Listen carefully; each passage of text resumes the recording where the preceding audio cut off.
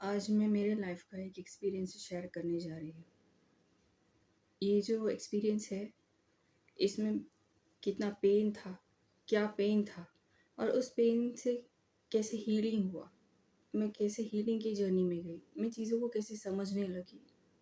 पहले क्या समझती थी और बाद में जब हीलिंग करने लगी, चीज़ों को समझने लगी, तो क्या-क्या नॉलेज गेन हुआ, क्या समझ में आया, जो हमारे पिक्चर में नहीं आ रहा था, जो हमारे अपने फैमिली से, अपने रिलेटिव्स हुए, अपने पहचान के हुए, उन लोगों से उनके पास जो नॉलेज नहीं है, जो उनको नहीं पता है, वो चीज़ मुझे पता चली।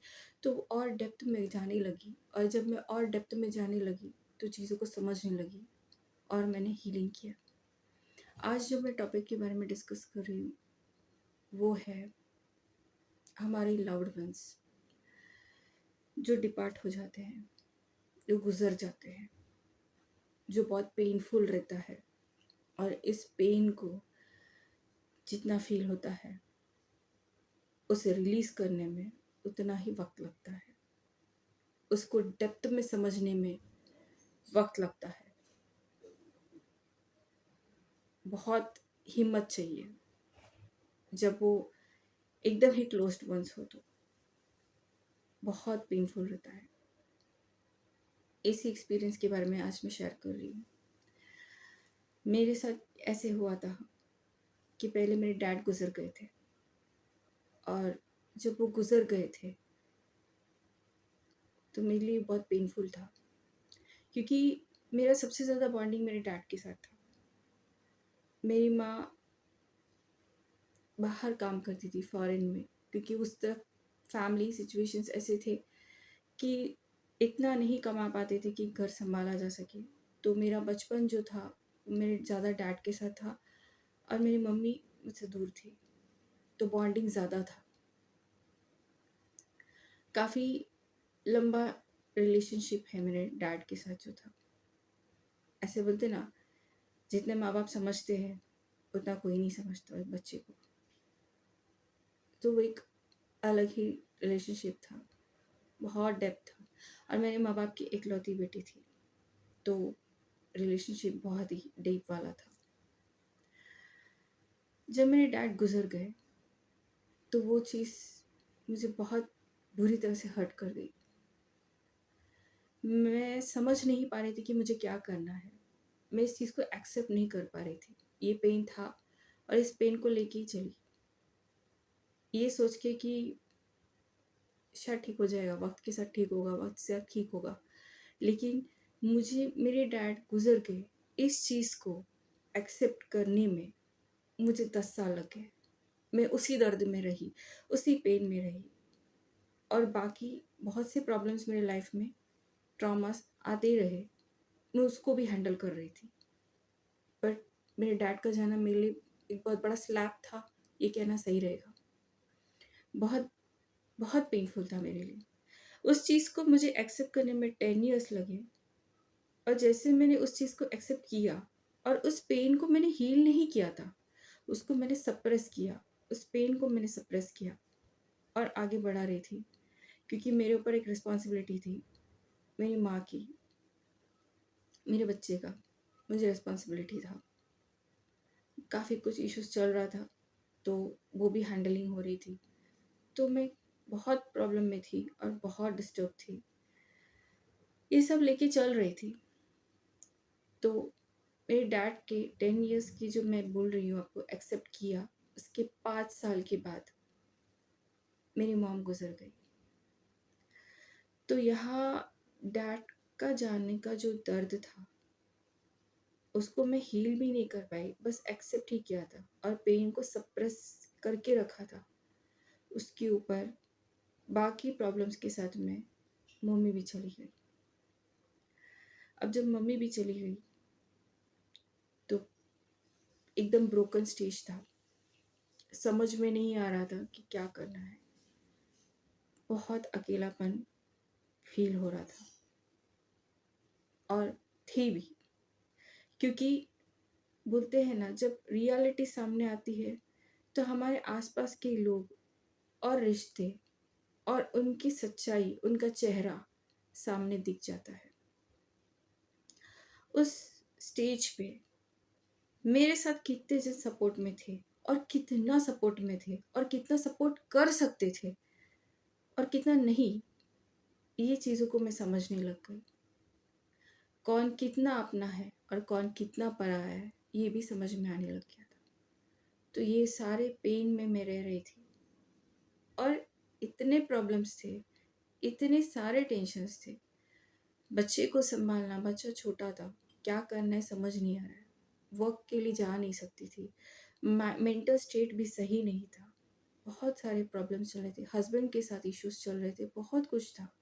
इस सब को मैनेज करते जाते जाते जब मेरी मम्मी भी चली गई तो टोटली डिसबैलेंस हो गया। मेरा बॉडी, मेरा माइंड, सब कुछ डिसबैलेंस हो गया। ये सब लेके चल रही थी। उसमें मैं जब अपने साथ थी, मैं अपना घर का सब देख रही हूँ और ये सब कर रही हूँ, लेकिन एक आइसोलेशन वाली फीलिंग, एक लोनलीनेस वाली फीलिंग आ रही थी। और सबसे ज़्यादा मेरे पेरेंट्स के जाने का जो पेन बहुत ज़्यादा था, मैं उनको बहुत मिस कर रही थी। मुझे ये भी लगता था कि क्यों गए, काश वो होते। मैं बहुत अकेला फील कर रही हूँ। ऐसे भी स्टेजेस आए थे मेरे टाइम में कि अजीब सा डर लगता था ये सोच के कि अब मैं क्या करूँगी, मेरे पास एक छोटा बच्चा है और मैं हूँ, अब मैं कैसे जीऊँगी, मैं चीज़ों को कैसे हैंडल करूँगी। बहुत ही बहुत ही डर लगता था, एक्सप्लेन नहीं कर सकती।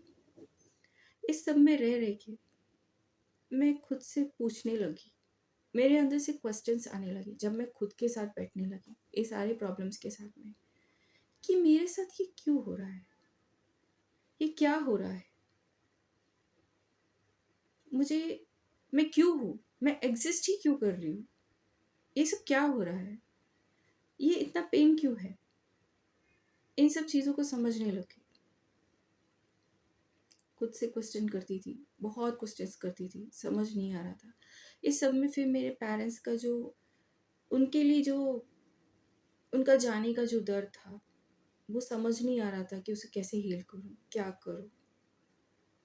तो मैं सोचने लगी कि मैं क्या करूँ, मैं जानने लगी चीज़ों को।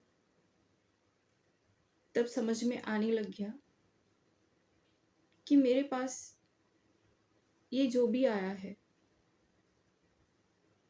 ये सब प्लान्ड है। हम जब बर्थ लेते हैं, उसके पहले हम सोल प्लान करते हैं और सबका एक टाइम रहता है। उस टाइम के बाद एग्जिट होना रहता है। हमारे लाइफ में कौन आएगा, कैसे बिहेव करेगा, कब तक रहेगा, कब एग्जिट करेगा, ये सब डिसाइडेड रहता है। और हर स्टेज में हमारी ग्रोथ होती है, ये चीज़ समझ में आने लग गया। तो मेरे पेरेंट्स मेरे साथ तब तक रह सकते थे जितना उनका प्लान था, जितना मेरे लिए प्लान लिखा था उतना ही वो रहे। अब वो तो चले गए, उनका अपने अपने हिस्से का जो कुछ भी उनको करना था वो तो वो कर चुके हैं। पर अब मैं कैसे हील करूँ, ये पेन को मैं कैसे हील करूँ। मैं इसको सप्रेस कर रही हूँ, इससे मुझे प्रॉब्लम हो रही है।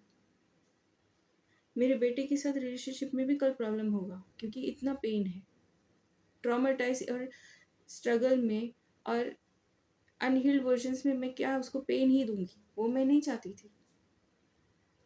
तो मैं सोची अभी खुद को हील कैसे करूँ, समझूँ कैसे चीज़ों को। तो एक चीज़ समझ में आने लग गया कि डिटैच होना ज़रूरी है। हर रिलेशनशिप में एक डिटैचमेंट की बहुत ज़रूरत है। जब हम डिटैच नहीं कर पाते हैं, बहुत ज़्यादा अटैच रहते हैं, तभी पेन ज़्यादा होता है, तकलीफ ज़्यादा होती है। ये तो अटल सत्य है कि हम बॉर्न होते हैं तो डेथ भी फिक्स है। इतना ही जिएंगे जितना हमारे लिए लिखा हुआ है, वही सब हम करेंगे जो हमारे लिए प्लान्ड है। हमने जो प्लान किया है उसमें कोई चेंज नहीं है। अब ये चीज़ समझ में आ गई, तब डिटैच कैसे करना है, क्या करना है एक्चुअली स्टेप। तो वहाँ से समझ में आया कि चीज़ों को समझो कि अभी वो सोल हो चुके हैं, ह्यूमन फॉर्म से उन लोग एक्सेप्ट कर चुके हैं, वो सोल है। अब उनका जब सोल का जर्नी स्टार्ट हुआ है तो उनका एक इतना ही लिमिट हमारे साथ कनेक्टेड है जो बहुत ही कम है, ज़्यादा नहीं है। लेकिन जब हम उन्हें बार बार याद करते हैं, बार बार उनके बारे में सोचते हैं, बार बार उनको दिल से बुलाते हैं, याद करके रोते हैं, तो वो ज़्यादा से ज़्यादा हमारे तरफ कनेक्ट होते हैं।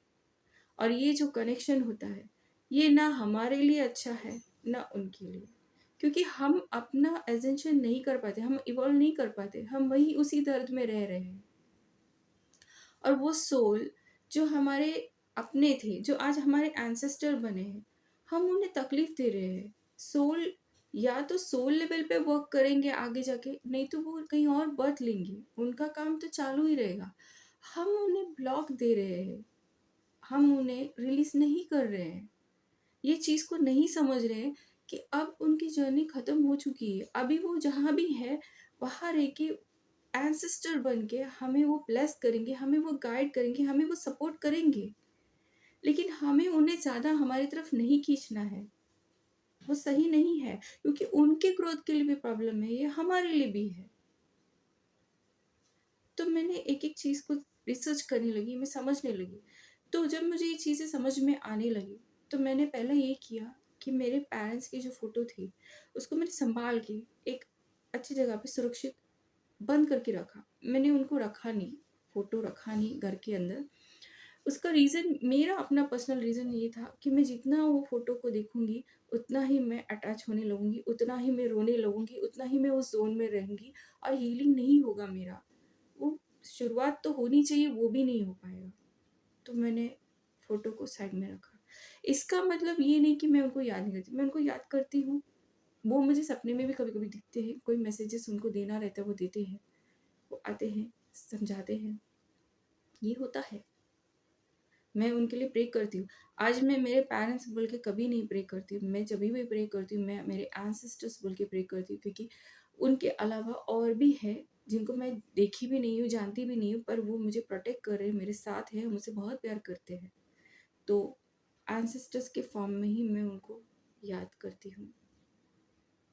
वो याद आते हैं, पास्ट कभी-कभी याद आता है, पर वो प्लेज़ेंट चीज़ों को याद रखती हूँ। दुःख वाली पार्ट को मैं याद नहीं करना चाहती हूँ, क्योंकि वो अगेन हम बैक में जाके अपने आप को पेन में डाल रहे हैं, वो सही नहीं है। अब धीरे-धीरे हीलिंग के बहुत से स्टेप्स होते हैं, जो बहुत ही डेप्थ लेवल पे करना रहता है। ये ऊपर-ऊपर से करने वाली हीलिंग है। हम थोड़े डिटैच हुए, हम उनके लिए प्रे करने लगे। उनसे कनेक्शन ऐसे रखें कि जब भी हमें उनकी मदद की ज़रूरत हो, तब उन्हें याद करें, रास्ता दिखाएँ, तो वो हमें कोई ना कोई फ़ॉर्म में हमें मैसेज देंगे। और अपनी लाइफ को आगे बढ़ाएँ, ये विश्वास के साथ कि वो हमारे साथ है और वो हमें प्रोटेक्ट कर रहे हैं। एटलीस्ट इतना भी हम लोग कर पाए, हम धीरे-धीरे डिटैच होने लगेंगे और चीज़ों को समझने लगेंगे। अब जब इन चीज़ों को समझने लगेंगे, तो हीलिंग धीरे-धीरे होने लगती है। बहुत डेप्थ लेवल में हीलिंग होने लगती है। वो हमें धीरे-धीरे समझ में आने लगता है, इस स्टेप तक हम पहुँचते हैं तो।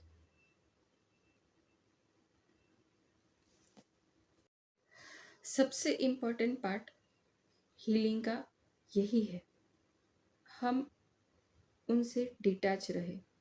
हमें ये चीज़ समझ में आए कि उनका एग्ज़िट जो था, वहाँ ये एंड नहीं है हमारी जर्नी का। वो हमारे साथ एग्ज़िट के बाद भी है, सोल लेवल पे हमारे साथ है, हमें प्रोटेक्ट कर रहे हैं, हमसे बहुत प्यार करते हैं और हमें ब्लेस कर भी रहे हैं, गाइड भी कर रहे हैं। हमें बस इतना करना है कि हम उन्हें बहुत ज़्यादा अपनी तरफ ना खींचे, बहुत ज़्यादा ना रोए उनको लेके। क्यों गए, क्यों किया, ऐसे क्यों हुआ, मुझे क्यों नहीं ले गए। इस तरह का रोना मत रोइए। वो नहीं चाहते कि वो हम रोए, वो नहीं चाहते हम दुखी रहे। वो हम में सुरक्षित, खुश और अपनी ज़िंदगी को आगे बढ़ते हुए देखना चाहते हैं। हील करें, डिटैच कीजिए। बहुत डिफ़िकल्ट है, पर हो जाएगा। धीरे-धीरे करना, हो जाएगा। उम्मीद करती हूँ ये वीडियो आपको अच्छा लगा होगा। फिर मिलेंगे एक और वीडियो के साथ। तब तक के लिए बाय बाय।